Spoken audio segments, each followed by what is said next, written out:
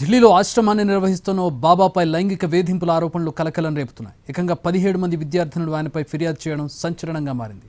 ఢిల్లీలోని వసంత్ కుంజ్ ప్రాంతంలో Shri Sharada institute director స్వామి Chaitanyananda Saraswati alias స్వామి పార్థసారథి తమపై లైంగిక వేధింపులకు పాల్పడినట్టు విద్యార్థినులు ఆరోపించారు.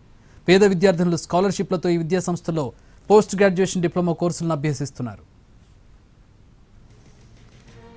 అసభ్య పదజాలంతో దూషిస్తూ మెసేజ్లు పంపడమే కాకుండా లైంగిక వేధింపులకు పాల్పడ్డాడని ఫిర్యాదులో పేర్కొన్నారు. స్వామి చైతన్యానంద చెప్పినట్టు వినాలని మహిళా టీచర్లు సిబ్బంది కూడా తమపై ఒత్తిడి తెచ్చారని ఆరోపించారు.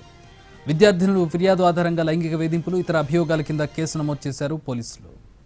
నిందితుడు ఉండే ప్రాంతం, వేధింపులు జరిగినట్టు బాధితులు పేర్కొన్న ప్రదేశాల్లో పోలీసులు తనిఖీలు చేపట్టారు. సీసీ కెమెరా ఫుటేజ్లను కూడా పరిశీలించారు.